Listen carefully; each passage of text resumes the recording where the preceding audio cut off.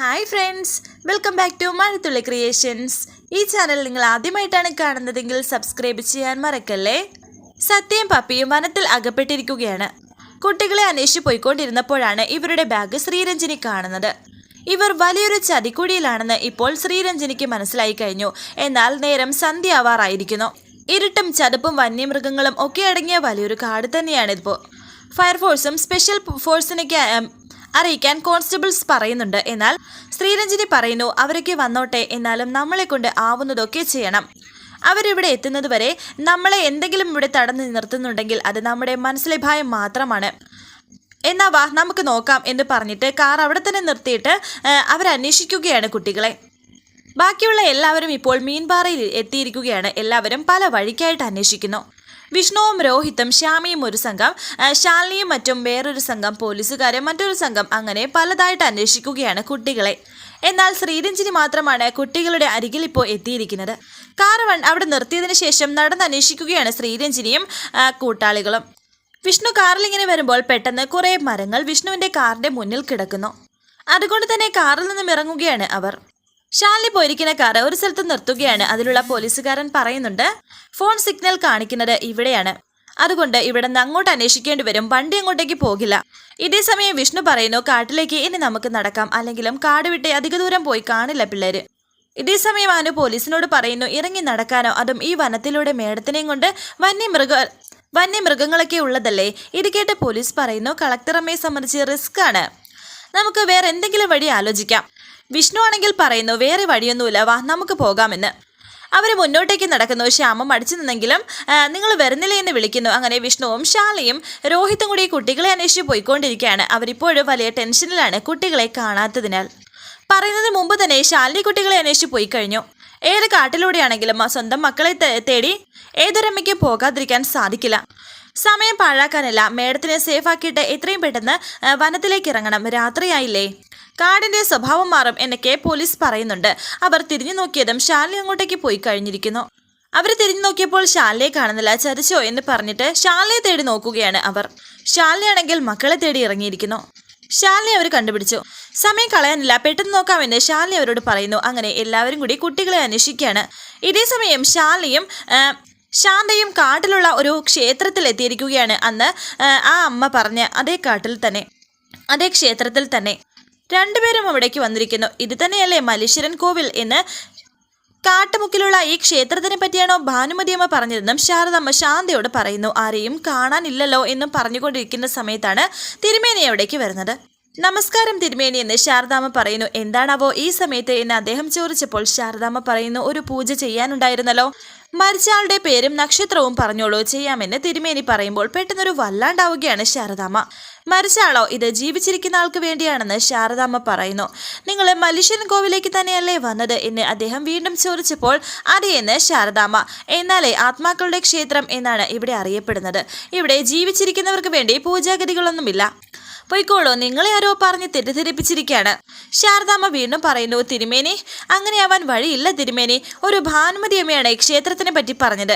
ഭാനുമതിയമ്മോ, നല്ല പരിചയമുണ്ടല്ലോ ആ പേര് എന്ന് തിരുമേനി.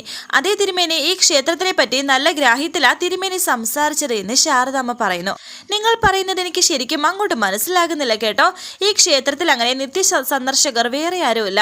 ഭാനുമതി ധർമ്മദേവനാണ് മുഖ്യപ്രതിഷ്ഠ. ദേവന്റെ ധർമ്മം എന്താണെന്ന് അറിയില്ലേ? ജീവിച്ചിരിക്കുമ്പോൾ മനുഷ്യന് വേണ്ടത് ആയുർദൈർഘ്യവും ആരോഗ്യവും സമ്പൽ സമൃദ്ധിയും ഒക്കെയാണ്. ഇതിനൊന്നും വേണ്ടി ധർമ്മദേവന് മുന്നിൽ ആരും തന്നെ വരാറില്ല. മറ്റു ദേവന്മാരാണ് അഭയം. മരണാന്തര കർമ്മങ്ങൾക്കും സ്വർഗപ്രാപ്തിക്കും വേണ്ടി ചടങ്ങുകൾ ഇവിടെ നടക്കുന്നുണ്ട്. അതുകൊണ്ടാണ് മലീശ്വരൻ കോവിലിനെ ആത്മാക്കളുടെ ക്ഷേത്രം എന്ന് വിളിക്കുന്നത്. ക്ഷേത്രത്തിന്റെ പ്രസിദ്ധിക്ക് വേണ്ടി നോട്ടീസില്ല, വർഷം ഉത്സവ മാമാങ്കങ്ങളോ പൂരങ്ങളോ ഒന്നും തന്നെയില്ല.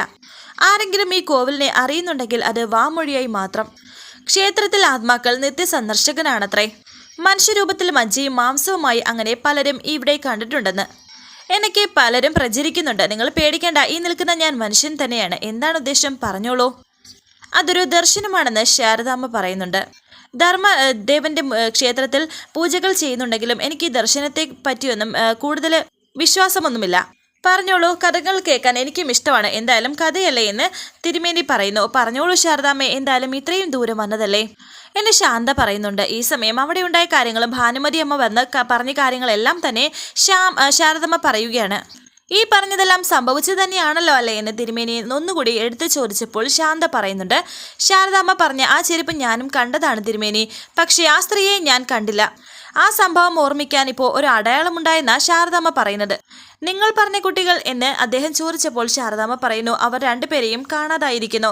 സ്കൂളിൽ പോയ കുട്ടികളാണ്, പെട്ടെന്ന് എങ്ങോട്ടോ ഇറങ്ങിപ്പോയി. രണ്ടിലൊരാളുടെ ആയുസിനെ ചൊല്ലിയാണ് ഭയം അല്ലെ? ഒരു പൂജ ചെയ്യുന്നതിൽ വിരോധമൊന്നും സംഭവിക്കാനില്ല, ആപത്ത് ഒഴിവാക്കാൻ സാധ്യതയുണ്ട്.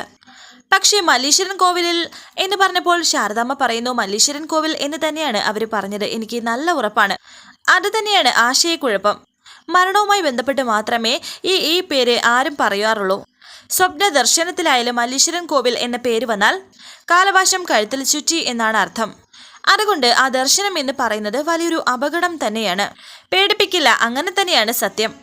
അത് സംഭവിച്ചു കഴിഞ്ഞു എന്ന് കൂട്ടിക്കോളൂ. ഇരിക്കേട്ട് ഭയന്ന് നിൽക്കുകയാണ് ശാരദാമ്മ. പേരും നക്ഷത്രവും പറഞ്ഞോളൂ. ശേഷക്രിയ എന്തെങ്കിലും ഉണ്ടെങ്കിൽ ചെയ്യാമെന്ന് തിരുമേനി എന്തൊക്കെയായി പറയുന്നത് എന്ന് ശാരദാമ്മ പറയുമ്പോൾ അദ്ദേഹം വീണ്ടും പറയുന്നു, ദൈവം നിശ്ചയിച്ചത് തിരുത്താൻ സാധിക്കില്ല. തിരുമേനി ഇത്രയും ബുദ്ധിമുട്ട് സഹിച്ച് ഇതിനാണോ ഞങ്ങൾ ഇവിടേക്ക് വന്നത് എന്ന് പറഞ്ഞ് ശാരദാമ്മ കരയുകയാണ്. എന്താണ് ഇവരുടെ പേരെന്ന് ശാന്തയോട് ചോദിക്കുകയാണ് തിരുമേനി. ശാന്ത പറയുന്നു, ശാരദാമ്മ. നാട്ടിലെല്ലാവരും ബഹുമാനിക്കുകയും ഒക്കെ ചെയ്യുന്ന ഒരു വ്യക്തിയാണ് ശാരദാമ്മ അങ്ങനെ ഒരു കാര്യത്തിലും വെറും വാക്ക് പറയാറില്ല. അതാണ് ഈ അമലും തേടിപ്പിടിച്ച് ഇവിടെ വരെ കഷ്ടപ്പെട്ട് വന്നത്. സഹായിക്കണം തിരുമേനി, എൻ്റെ കുഞ്ഞുങ്ങളുടെ പ്രാണൻ എന്ന് പറഞ്ഞ് പൊട്ടിക്കരയുകയാണ് ശാരദാമ്മയെ ധർമ്മദേവനിൽ നിന്നും പ്രാണൻ തിരിച്ചു വാങ്ങിയ കാര്യങ്ങൾ പുരാണങ്ങളിൽ മാത്രമേ ഉള്ളൂ, സംഭവ്യമല്ല എന്ന് ഞാൻ പറയുന്നില്ല. അങ്ങനെ ഒരു പൂജാവിധിയില്ല. പഞ്ചാഗ്നി മധ്യയുള്ള തപസ്, അപൂർവങ്ങളിൽ അപൂർവമായ ഒരു പൂജ. പഞ്ചാഗ്നി മധ്യേ സ്വന്തം ശരീരം തന്നെ യാഗത്തിൽ നേദിക്കാനുള്ള പൂജാപുഷ്പമാകണം. യാഗാഗ്നിയിൽ കത്തിയുരുകണം നെയ്യ്. എങ്കിലും ഫലസിദ്ധി ഉണ്ടാകുമെന്ന് ഉറപ്പില്ലതാനും. എന്താ തയ്യാറുണ്ടോ എന്ന് ചോദിച്ചപ്പോൾ ശാരദാമ്മ പറയുന്നു, തയ്യാറാണ് തിരുമേനി. പറഞ്ഞു പൂർത്തിയായില്ല എന്ന് അദ്ദേഹം പറയുമ്പോൾ ശാരദാമ്മ വീണ്ടും പറയുന്നു, തയ്യാറാണ്. ധർമ്മദേവന്റെ പിടിയിലായ പ്രാണനെ ഇരന്ന് വാങ്ങിച്ച് എന്ന് പറയാറുണ്ട് പുരാണത്തിൽ. അവർക്കൊരു ശക്തി ഉണ്ടായിരുന്നു, തപമോ ഗുണമോ എല്ലാം കൊണ്ട് നേടിയെടുത്ത ഒരു ശക്തി. ധർമ്മദേവനെ അങ്ങനെ കരുണ തോന്നാൻ എന്ത് പകരം വെക്കാനുണ്ട് ശാരദാമ്മയ്ക്ക്? ശാരദാമ്മ ഒരു നിമിഷം ആലോചിച്ചിട്ട് പറയുന്നു, അങ്ങനെയൊന്നുണ്ട് തിരുമേനി. ഇതാ തിരുമേനി, എൻ്റെ കുഞ്ഞിൻ്റെ പ്രാണൻ തിരികെ വാങ്ങാൻ ധർമ്മദേവന് മുന്നിൽ വെക്കുന്നത് എന്ന് പറഞ്ഞ് താലിയാണിപ്പോൾ ഊരിയിരിക്കുന്നത് ശാരദാമ്മ. ശാരദയുടെ പാതിവൃത്യത്തിൻ്റെ ശക്തി അത് മടക്കിക്കൊണ്ട് വന്നോളും എൻ്റെ കുഞ്ഞുങ്ങളുടെ ജീവൻ. പഞ്ചാഗ്നി പൂജയ്ക്ക് തയ്യാറെടുക്കാം തിരുമേനി എന്ന് ശാരദാമ്മ പറയുകയാണ്. ഇതേസമയം കാട്ടിലൂടെ പപ്പിയെ വിളിച്ചുകൊണ്ട് പോവുകയാണ് വിഷ്ണുവും രോഹിത്തും ശ്യാമയും. കുറെ അന്വേഷിച്ച് പോയതിനു ശേഷം രോഹിത്ത് പറയുന്നു, ബ്രോ എവിടെയാണെന്ന് കരുതിയാ നമ്മളിപ്പോൾ മോളെ അന്വേഷിക്കണം, നമ്മുടെ കുഞ്ഞിനെ കണ്ടെത്തണമെന്ന് വിഷ്ണുവും പറയുന്നു. ഇരുട്ടിയാൽ എന്ത് ചെയ്യുമെന്ന് ശ്യാമ. പേടിക്കാതെ വാ ശ്യാമയെ, കുഴപ്പമൊന്നുമില്ലെന്ന് വിഷ്ണു. കാട്ടിലൂടെ വീണ്ടും മുന്നോട്ട് തന്നെ പോയിക്കൊണ്ടിരിക്കുകയാണ് രണ്ടുപേരും. ഇതേസമയം കുട്ടികളും രണ്ടുപേരും കൈപിടിച്ച് ഇങ്ങനെ പോകുന്നു. വാ പപ്പി എന്ന് പറഞ്ഞ് സത്യയാണ് പപ്പിയുടെ കൈപിടിച്ച് പോകുന്നത്. കുറച്ച് ദൂരം പോയപ്പോൾ ആ പേപ്പർ പപ്പി കാണുകയാണ്. പക്ഷേ ആ പേപ്പർ ഇപ്പോൾ കുറച്ച് കീറിയിരിക്കുന്നുണ്ട്. വളരെ സന്തോഷത്തോടെ പപ്പി ആ പേപ്പർ എടുക്കുന്നു. സത്യയും സന്തോഷത്തിലാണ്. എന്നാൽ ഫോട്ടോ എല്ലാം ഇപ്പോൾ പോയിരിക്കുന്നു. ഒന്നും തന്നെ അതിൽ കാണാനില്ല. നമ്മളെ ഇത്ര കഷ്ടപ്പെട്ടത് വെറുതെ ആയല്ലോ എന്ന് പപ്പി പറയുന്നു. രാത്രി ആവാറായെന്ന് തോന്നുന്നു, വാ നമുക്ക് പോകാമെന്ന് സത്യ പറയുന്നു. അങ്ങനെ അവർ തിരിച്ചു പോവുകയാണ്, ആ പേപ്പർ അവിടെ ഇട്ടിട്ട്. വരാനിരിക്കുന്ന പുതുപുത്തൻ എപ്പിസോഡുമായി വീണ്ടും കാണാം. Thank you for watching. Please subscribe, like, share my channel.